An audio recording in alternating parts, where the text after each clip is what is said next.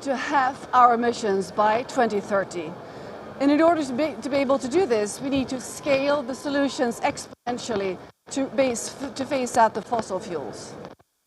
The UN Race to Zero, the Exponential Roadmap Initiative, Climate Hub has established sharp requirements to halve emissions every decade, and also to do this as required by science.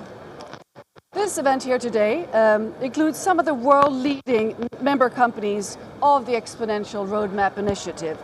And they're all taking actions to halve their emissions by 2030. And by doing this, they also climate change, and also they contribute to societal transformation. I will be moderating this event. My name is Katarina Rolfsdotter Jansson, and I will be moderating this event. I am a program host for We Don't Have Time, and I'm also chair of the independent think tank Global Utmaning, Global Challenge. So, I'd like to start now. Sorry about the mishap with the sound in the beginning. I'd like to start by introducing the panelists here next to me for a little conversation here at the start of the event. With me I have Johan Falk, CEO and founder of the Exponential Roadmap Initiative. I have also with me Fiona Macklin, who's campaign coordinator of the UN Race to Zero. Great to have you with us here, Fiona. And of course, Mats Pelbeck-Sharp, Chief of Sustainability at Ericsson. And I'd like to start by asking Johan to talk a little bit about the Exponential Roadmap Initiative and what you have achieved so far, and also about the sharp requirements that you give the companies. Thank you, Katarina. Great to be here. The Exponential Roadmap Initiative, we bring together innovators, transformers, and disruptors, all taking action in line with the 1.5 ambition. So with the mission to halve emissions by 2030 through exponential climate action and solutions. So it's really, really a strong mission statement. What we have achieved so far is we built an ecosystem of companies and organizations today representing something like $800 billion in revenue per year, actually doubled the last 6 months. And as you can see on the slide, we have a lot of absolutely leading companies in the front line, both large companies and smaller companies, but we are also importantly aligned with science. So the initiative is absolutely based on science and independent, which is crucial. We are an action initiative, we are not a pledge initiative.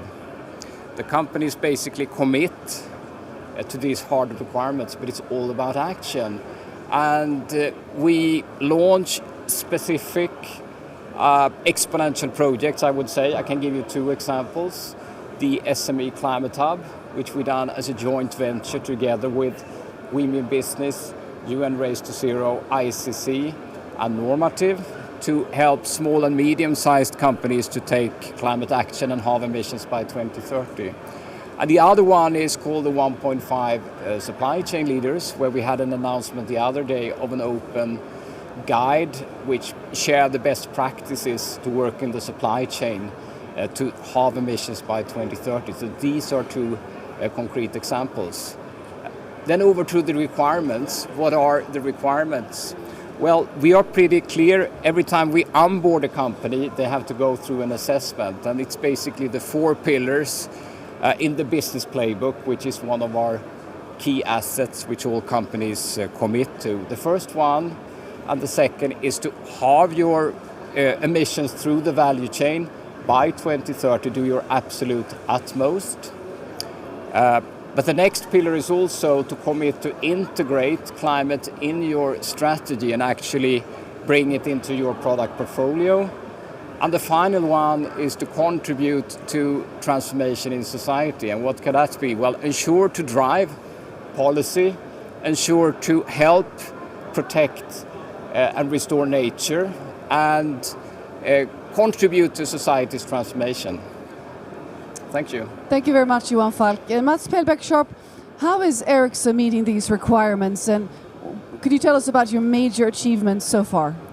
I think that would be easier to say what we are not doing than what we are doing, in fact, because we are following, of course, all the requirements. I think what we realized is that we see a lot of pledges here, and we are in a pledge fatigue, I think, as an industry. It's always the same companies. So we think that the SME Climate Hub and also the Supply Chain Leaders Initiative that Ericsson has been part of, sort of driving and developing and ideation around, together with Johan and other leading companies. So that is how we contribute more concretely. But of course, then we start with ourselves. So we drive our own impacts down from our own activities, even though it's a very small part of the total life cycle. Then we work with 1.5 degree supply chain leaders to really help suppliers, because we realize that we cannot put requirements on suppliers if we don't help them to meet it. When we are here at COP and in other conferences, it's the same 10% of the global companies that are here. We need to reach the other 90%. And the other 90% needs support and guidelines and help. And that is really what the 1.5 degree supply chain leaders is all about. So that is the value chain. And then the biggest impact that we have as a company is really the use of our products by our customers. So there we can help them reducing energy consumption in their networks, because we supply mobile networks to operators around the world. But then finally I would say that the biggest excitement we have is really the things that was presented in the Exponential Roadmap report, how the ICT sector and digitalization can help other industries, power, transport and others, to reduce their emissions. And if our emission is 1.5 or 1.4% of the global emissions totally as the whole sector, we can reduce at least 15% in other sectors. So I think that is really where we see a great excitement of driving things across industries. So thank you. Thank you very much, Mats. Fiona, Macklin, you represent the Race to Zero here. What is the importance of the Exponential Roadmap Initiative for the Race to Zero? Thank you so much, and it's great to be here. Good afternoon, everyone. Just to explain a little bit for those who might not be so familiar, Race to Zero is a global campaign backed by the UN that is led by our two high-level champions, Nigel Topping and Gonzalo Munoz. And really the purpose of this campaign is to rally non-state actors across regions, across sectors, across actor types, all across the global economy, really to amplify their voice in the face of national governments, to demonstrate that the real economy is on its way, racing towards halving emissions by 2030. It's also creating a very firm minimum floor for what we need to see as robust net zero targets. So any member that joins Race to Zero has to meet strict criteria in order to join. But really the way that the campaign works is that it's underpinned by leading partner initiatives, of which the Exponential Roadmap Initiative and the SME Climate Hub are two of our leading partners.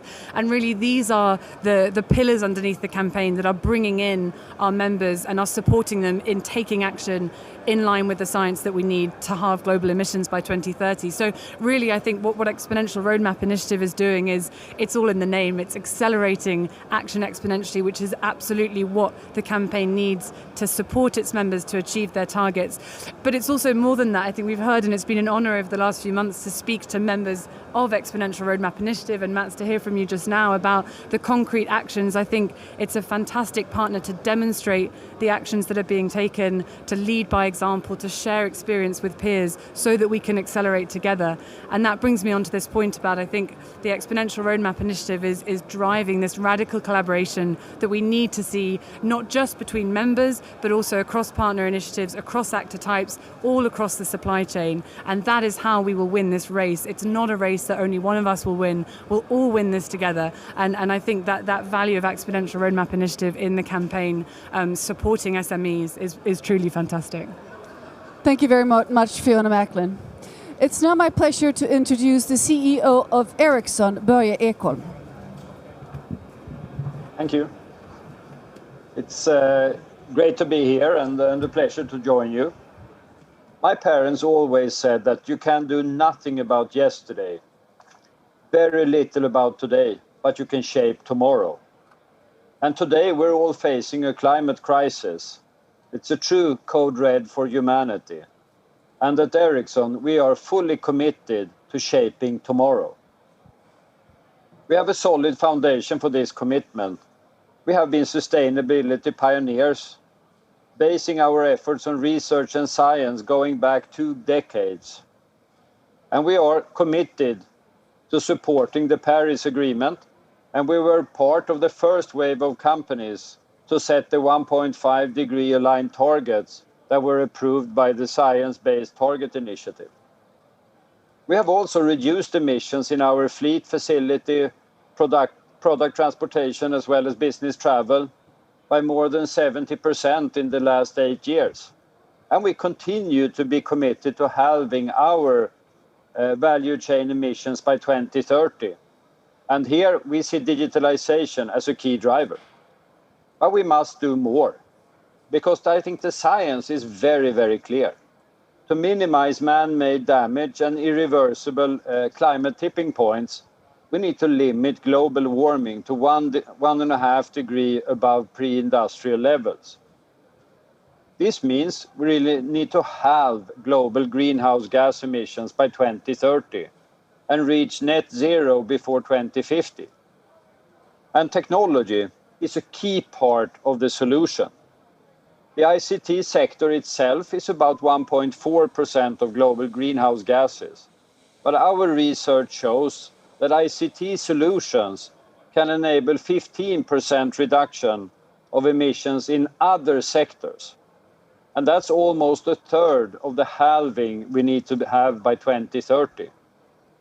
In our newly published Connectivity and Climate Change report, that reconfirms the role connectivity and digitalization can have in addressing climate change.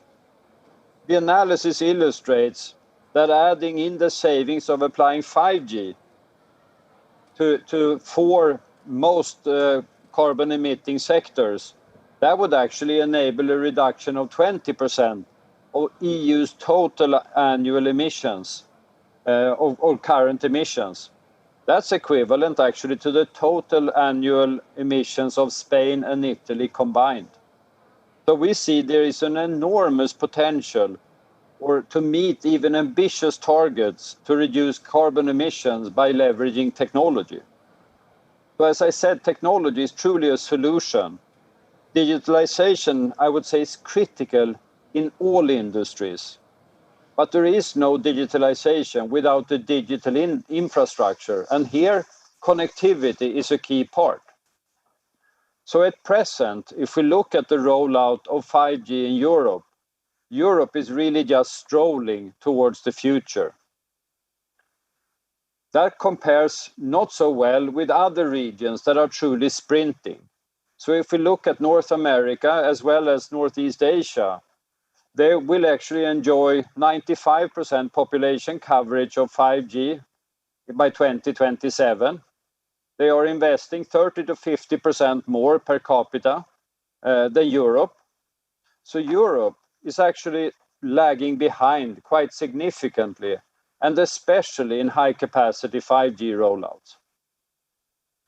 I think policymakers as well as regulators have a major role to play here by realizing the potential of 5G to decarbonize our economy, but also to create new jobs.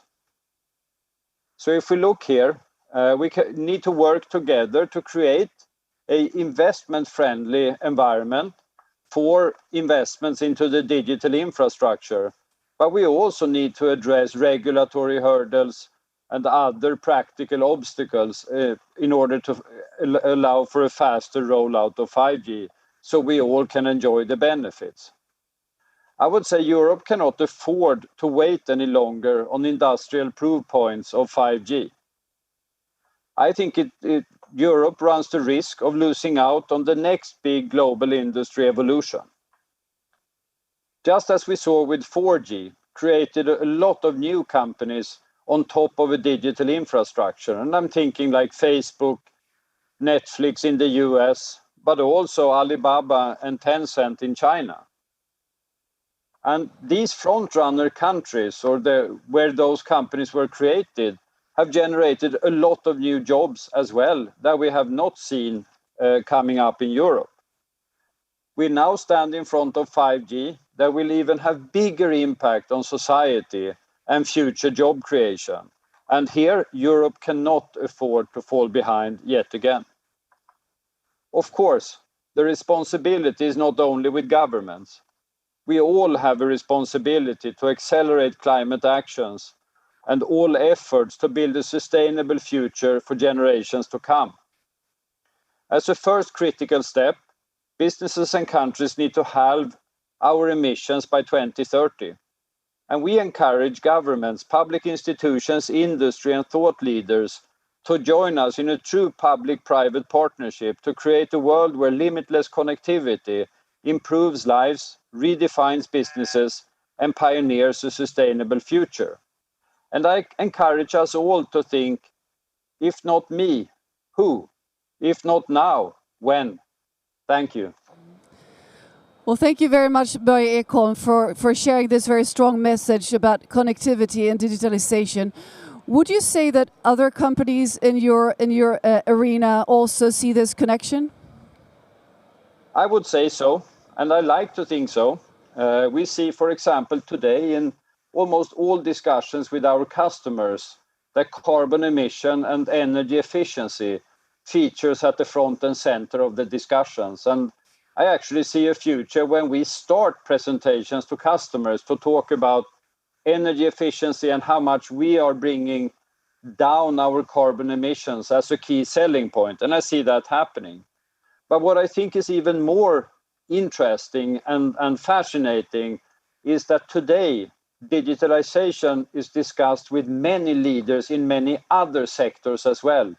Because I do think we all share that view that technology is going to help solve the climate crisis also in other sectors, not only in our own ICT sector, but also in transportation, manufacturing, etc. And there, I think 5G is really important as a key enabler. Well, thank you again, Börje Ekholm. We will now continue with a very exciting panel. It's my pleasure to introduce I have with me Kerry Constabile, who is lead for sustainable strategy and engagement at Google. Please come up and join me here on stage, Kerry. And also Jennifer Murley, who's Vice President Corporate Sustainability at Mastercard. Please join me on stage. So, Kerry, please tell us a bit about Google's results so far in this arena. So, thank you so much, and thank you for having me. We are big advocates of the Exponential Roadmap, so really thrilled. So, Google has embedded climate action throughout its operations and products since really its founding. I'll go through three different dimensions. First, operations, then how we enable our partners, and then how we're enabling consumers, the users that use Google products every day. So first, our operational journey. We first became carbon neutral for our operations in 2007.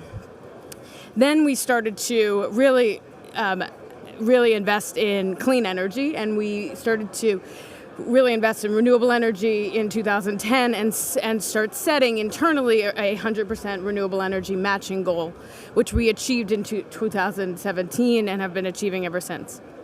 On energy, what we realized is, as much as we were procuring RECs and having a very advanced strategy to do so, we noticed that on the grids on which we operated, renewable energy was being added, but we weren't actually decarbonizing the grid.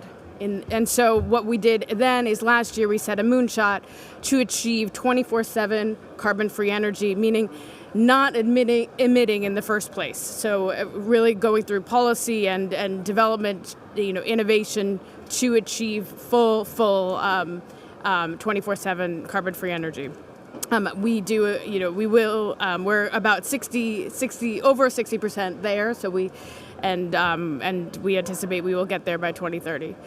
Our most recent a announcement, which was, is that we do have a goal for net zero by 2030, and that does entail that we will more than half. We hope to more than half our absolute emissions across all scopes before 2030, and we plan to neutralize through nature-based solutions and tech-based solutions as well by 2030.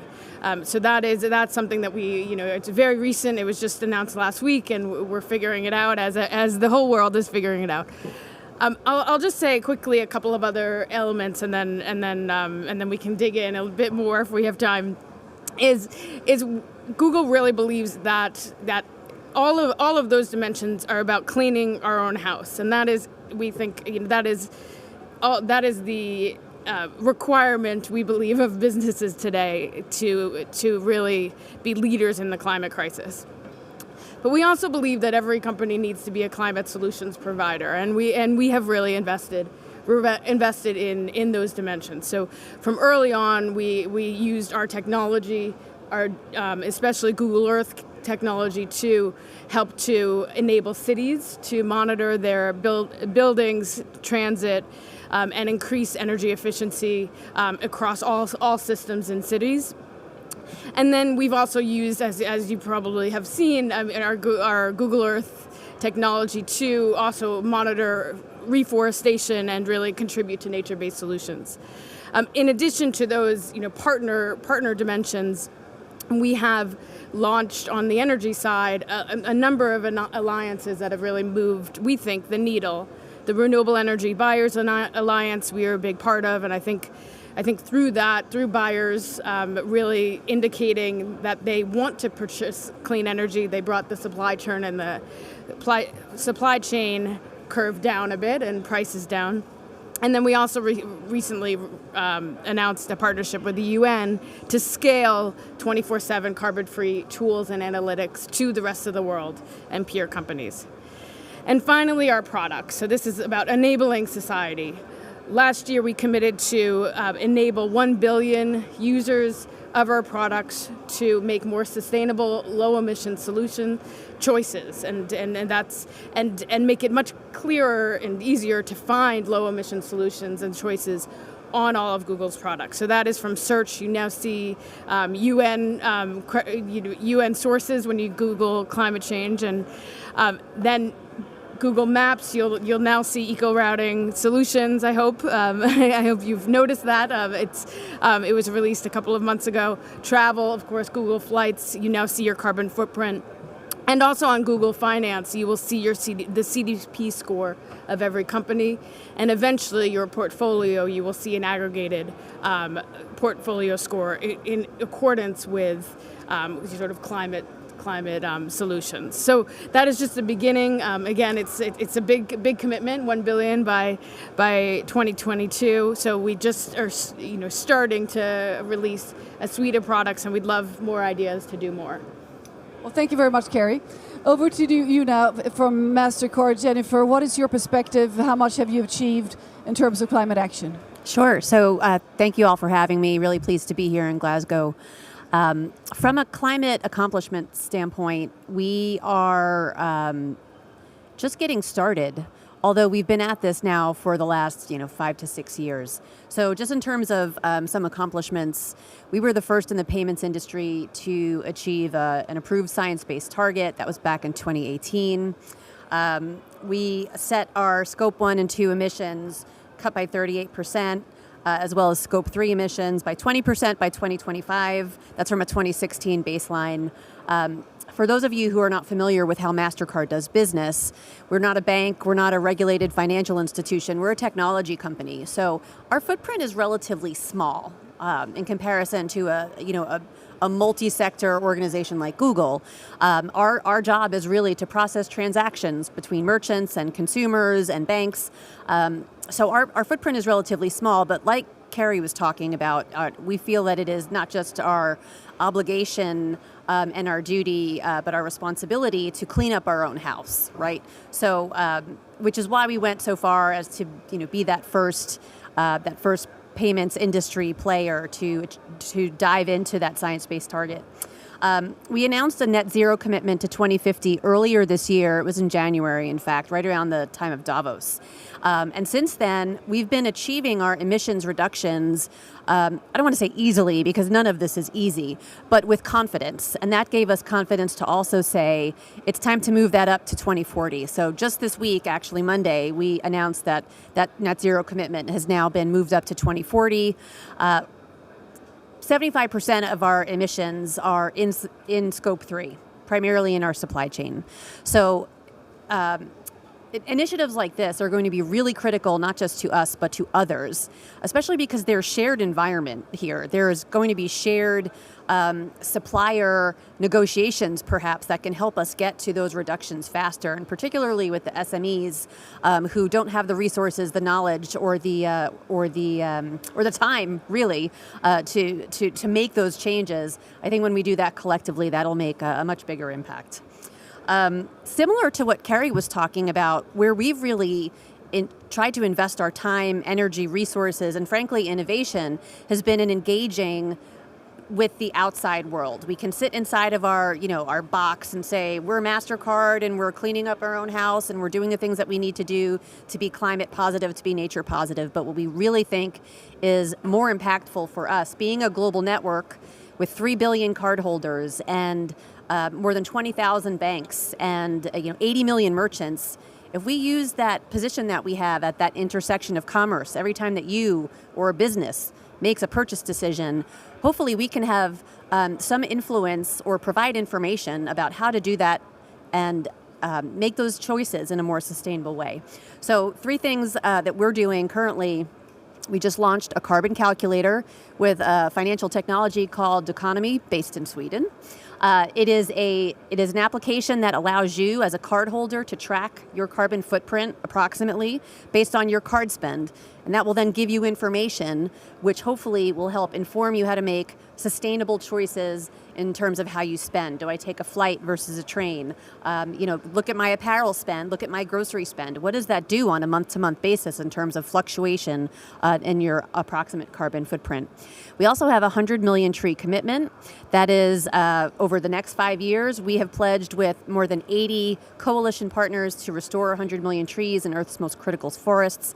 We have 4 current projects in Brazil, in the Amazon, in Australia, and in Kenya. And most recently, we just announced a mangrove restoration project in coastal ecosystems in the UAE. So that being said, what is also really important to think about is, again, to activate that network. It's not just about those 3 billion cardholders. It's working with an enormous financial sector partnership base that we can continue to amplify that innovation. So we launched a sustainability lab in Sweden just this past fall. We've had innovation labs at the core of our innovation to really help concentrate how we focus on things like financial inclusion, cybersecurity, digital commerce overall. We want to now take that learning base and concentrate that innovation on the field of sustainability. So the intention is to really help activate our bank partners, our merchant partners, to co-create and co-develop continually on both how we as a network can continue to evolve on the sustainability front and also enable more and more consumers to do so as well. Thank you very much. A question here, the major obstacles from both of your points of view when it comes to getting down to 2030 in time, which are they, and how can you mentioned both of you collaboration, how you work with all the scopes and all the value chains. How can we collaborate even more to be able to address these challenges? Would you like to start, Kerry? Sure. So there are several obstacles. There's several obstacles. I mean, a lot of this is unknown. I mean, we are all figuring this out. The world is figuring this out. Google is not alone in that. So I would say, one is standards. I think we don't as companies have necessarily common guide paths that are short term. So that are, what is an annual glide path? What would an annual glide path be ideally to get to net zero by 2030. And I think that's that would be very helpful to see I think more standardization on short-term targets. I think also, obviously the financial, the prices are highly fluctuating. So in the market, so you will see direct air capture is fluctuates greatly in terms of metric tons, and that's also difficult. It's very difficult to predict what the prices might be, etc. At this stage, I would say, so that's also difficult, and then also, standards for some of, neutralization. So, nature-based solutions. I think there are many great efforts underway right now to try to increase, the predictability, the permanence of nature-based solutions, and also to ensure that when investing in nature-based solutions, they're not additional. They are additional, rather. There is limited leakage. No, I think a lot of that work is just taking place, and everyone's contributing.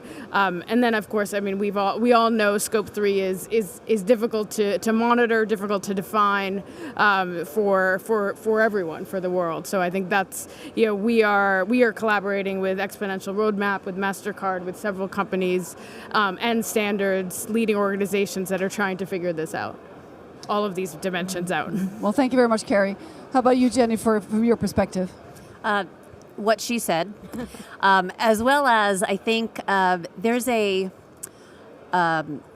this is getting into a couple of clicks into the depth of it, but I think the supply chain element is from a resourcing standpoint going to be where we need to attract some really top talent, right? I think this transition that all of our companies are making are going to call on a skill set that may not be fully realized yet in our organizations, right?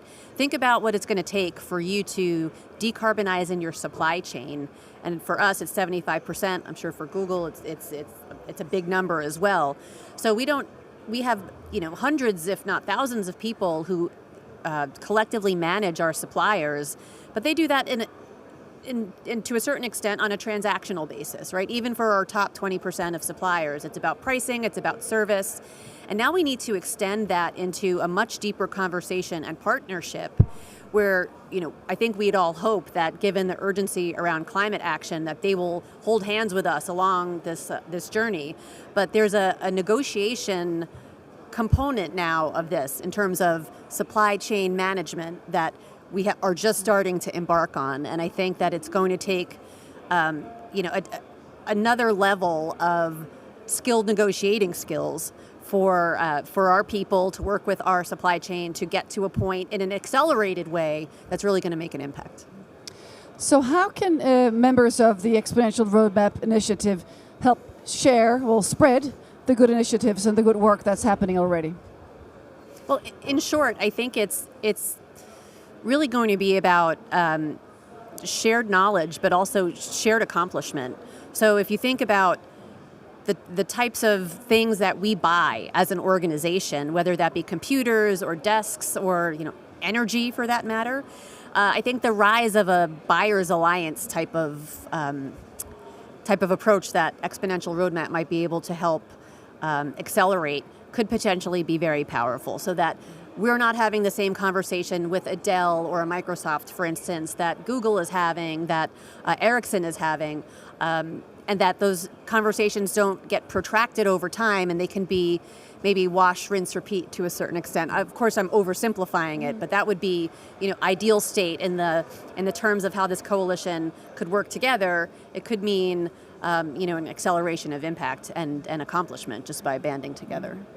Thank you, Jennifer. Any reflections from you, Kerry? Yes, I mean, I think what we have found so helpful about Exponential Roadmap and the partnership is Exponential Roadmap is truly science-based and gives a very clear guideline, which is have emissions, every decade, and that is extremely helpful. And you couldn't be more clear and address all scopes. And so I think continuing to do that, to continue to provide those short-term benchmarks is incredibly helpful for the corporate sector. I think for every sector. We need this is urgent, and we need to know what to do next year, the year after. And I think while we may have our own ideas, I think having a science-based standard and guidance is incredibly helpful.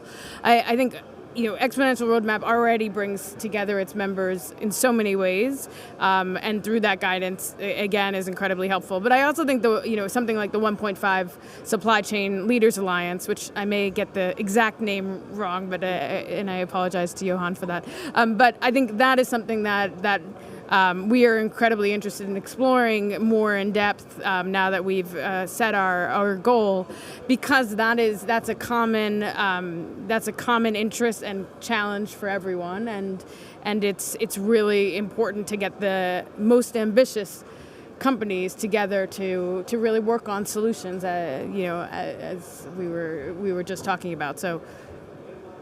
Well, thank you very much, both of you, for sharing your insights, and we'll keep up the good work.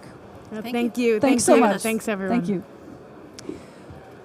I'd now like to invite back on stage Johan Falk and Mats Pellback-Sharp for some concluding comments together with me.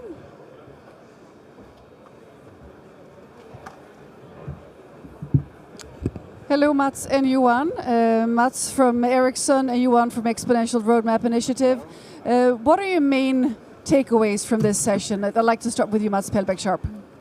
I think it's, a couple of things. It's amazing to see that so many big companies are now joining forces on the 1.5 degree supply chain leaders.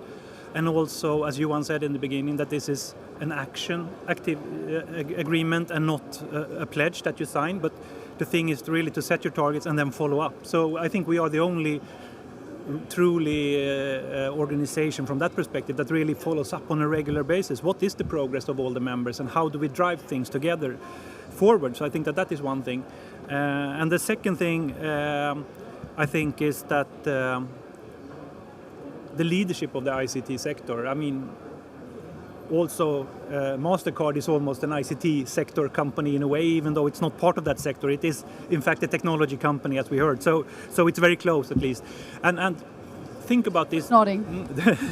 Exactly. So I think that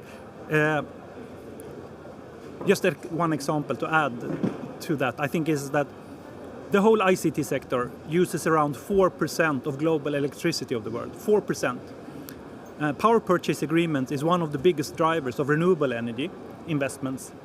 45% or 46% of all power purchase agreements are signed by ICT companies. So 4% of electricity is standing for 45% of all new ICT. And the other part, I think, is the mobile sector, where we have 36% of the mobile operators in the world have signed up to net zero targets and joining the race to zero. That's the industry that is far ahead of any other industry in the race to zero. So I think that those are just two examples of industries that are taking both the responsibility to power itself, but also on driving commitments across the value chain. Thank you very much, Mats. Johan Falk, your reflections, please. Thank you. I think I was thinking about this power of a common, strong narrative that Kerry talked about.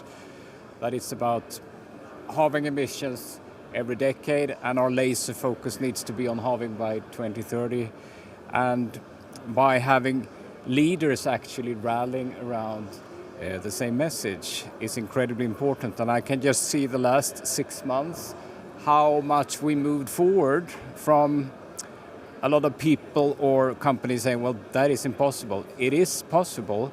These companies will show it. We will show it. We will go even faster, and we will show that it's not only a race to zero, it is a race to the top, actually, because the companies coming out will come out on the top. And that, I think, is when we'll get an incredible pace in development, because it's all about creating the competitive advantage. So I think very much focus on to delivering on these strategies will be about competitive advantage, not cutting emissions. I also really like all companies' holistic perspective, that it's about reducing emissions, but it's actually about taking responsibility for our products and ensure that our products and solutions are aligned with the 1.5 ambition.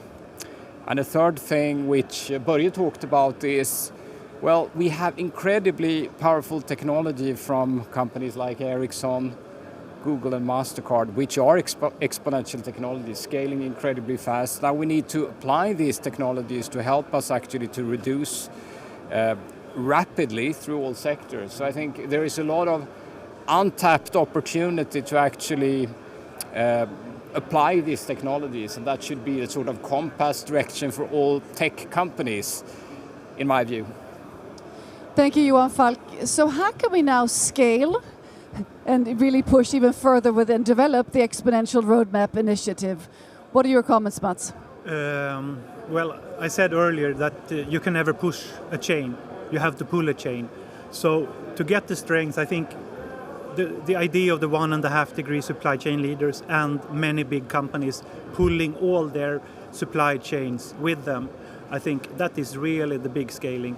And at the same time, providing the tools through the ICC, SME Climate Hub, and other ways. The new guide that we just presented for how to work with supply chains. I think that is really the strongest thing that we can do, because then we will reach enormous amounts of companies together. And speed is of the essence here. Johan Falk, how do we push further or pull?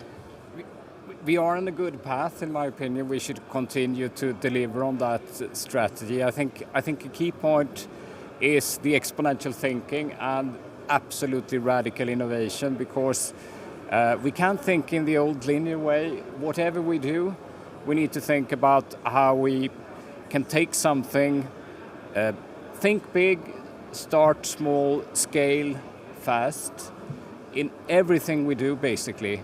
And that is the idea behind the supply chain leaders and the SME Climate Hub. We need to be able to double. And it's the same with the companies we bring on board here. It's a good starting point, but we should go 2x, 10x, etc. until we get to critical mass, basically, which is required to get the economy in a new direction for a sustainable future. Well, thank you very much. Thank you very much, Mats Pedbeck-Sharp and Johan Falk for these concluding remarks.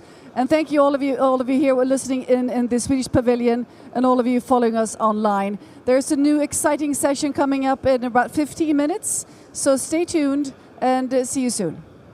Thank you.